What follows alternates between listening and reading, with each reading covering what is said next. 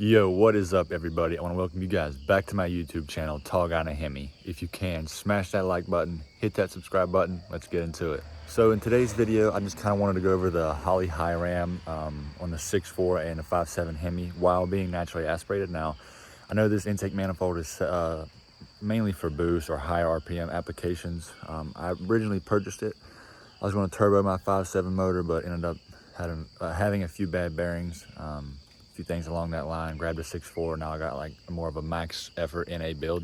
I'm going to give you guys the pros and cons, the do's and don'ts. I'm going to show you guys like how to route a few things, like the fittings and all that good stuff, and just kind of my trial and error. Just learn from it, learn from my mistakes, and yeah. Before we jump into the video, I want to apologize for not being consistent on my posting.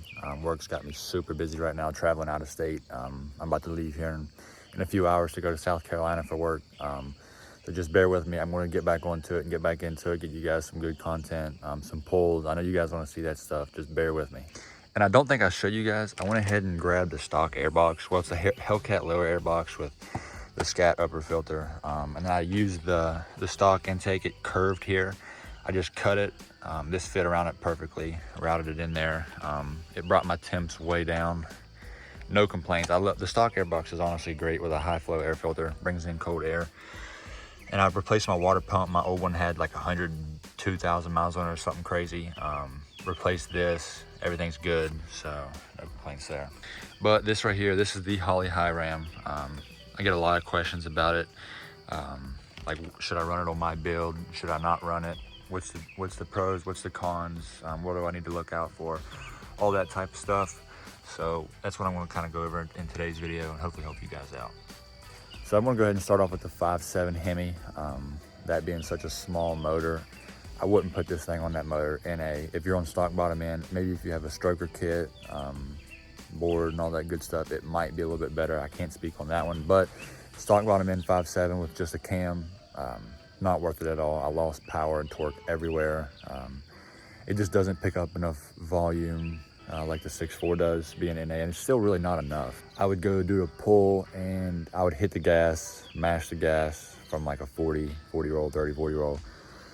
It would just take a little bit for it to get picked up. But once it picked up, it was pretty good. It didn't perform like the 6.4 intake would on a naturally aspirated 5.7.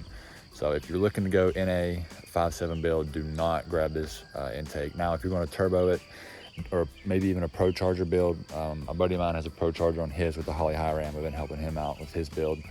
But yeah, if it's boosted, yeah, do it. But if it's naturally aspirated, do not put this intake manifold on a 5.7. And I get a lot of questions from the 5.7 guys asking about it and all that stuff. And I don't mean to steer you guys away from it. And that's not what I'm trying to do. I'm just trying to give you guys my honest experience. And I don't want you guys to be unhappy with it. I'm spending over $1,000 for an intake like this and not getting the results you want. But for the top end of the 5.7 with this intake, it wasn't terrible. I just recommend going with the 6.4 intake. I know the Airbox not very good. The low ram is okay, but if just put the 6.4 intake on the 5.7 if you're going to keep it NA, because those active runners, when you get them wired up properly, paired with a decent cam and some supporting mods, it can help a bunch. Now I'm going to move on to the 6.4, being naturally aspirated with a big ass camshaft in here. It's pretty damn fun. I can't lie. I'm happy with it. Now I think the 6.4 intake on this motor paired with the camshaft, I think would perform just a little bit better. I pick up more torque and power in the mid-range throughout the top end. That's just how I feel. I could be wrong, but yeah, it just picks up more volume throughout the entire RPM range from a 30-40 roll. It goes like it hits up until 60, and then it pulls like a train. The top end on this thing is nasty. It's kind of scary. It scares me a little bit. It really does. But I don't need 1,000 horsepower to have fun. This thing right now, realistically, it's probably making right around 500 wheel, if not close, or if not more. It moves out really, really well. Now, if you decide to go with the 6.4 intake, my recommendation, or not the 6.4, the Holley Hi-Ram, sorry, on the 6.4, if you have the money, go for it. If not, I wouldn't even worry about it. It's not like you're going to gain a ton of horsepower or anything of that matter. I've lost low end torque a little bit, maybe a little bit of power. Low end throughout about halfway through the mid range, but top end, it's all there. But that's where I think the 6.4 intake would help.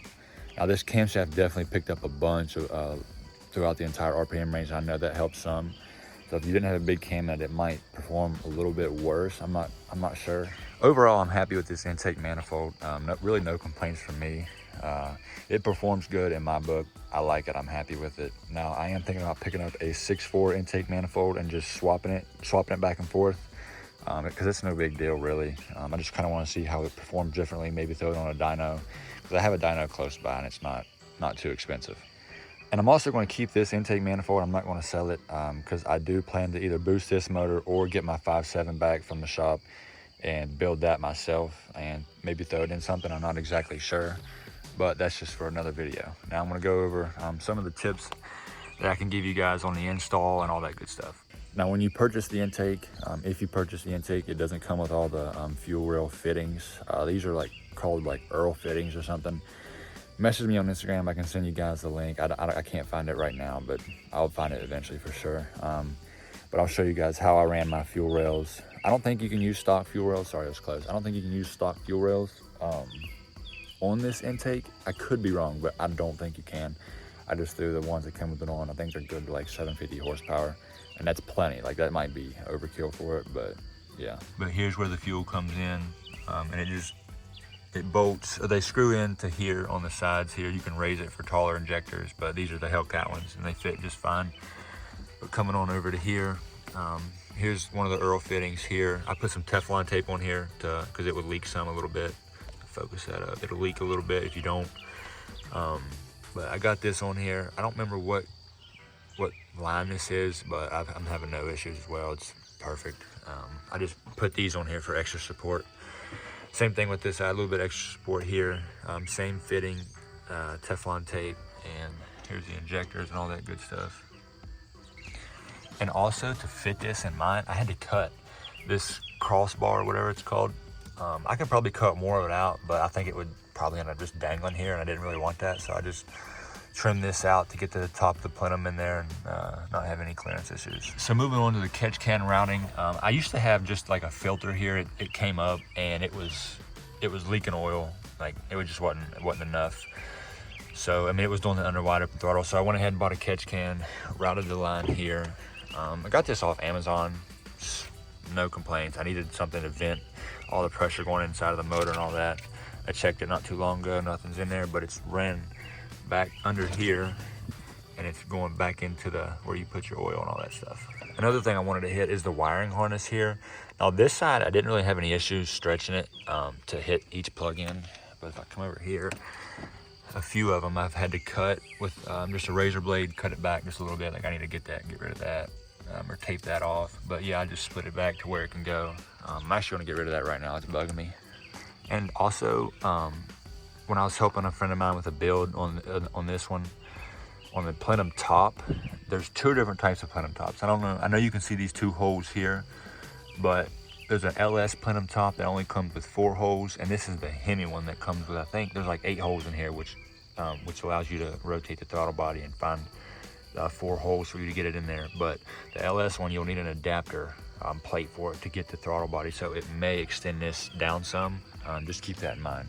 Now I'm running an OEM throttle body. It's a Hellcat one, and I think it's a 92 millimeter. It's not the 90, I believe it's 92, and it's the perfect opening for the plenum. So it's just no restrictions really, just air's going straight in, and I like that.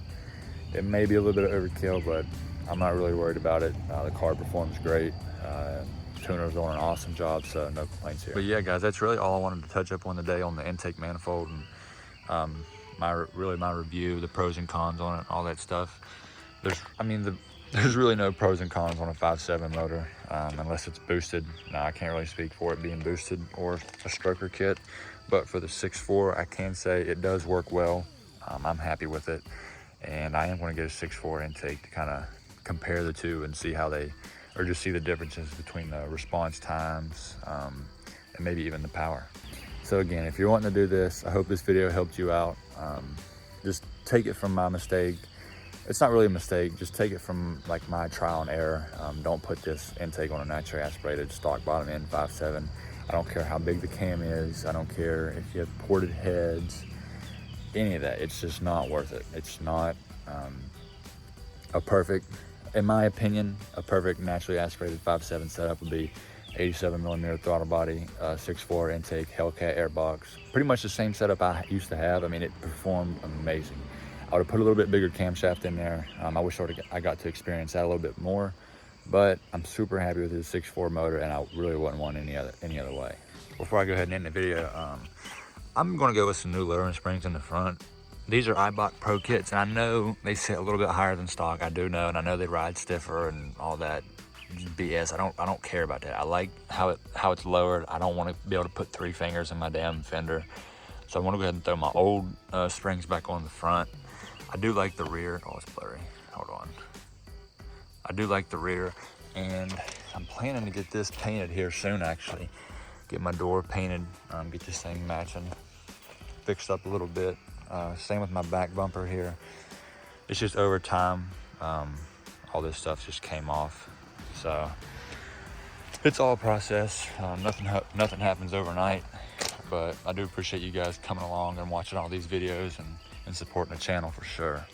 So with that being said, I do appreciate you guys stopping by and checking out this video. If you can, smash that like button, hit that subscribe button, and I'll see you guys in the next one. Peace out.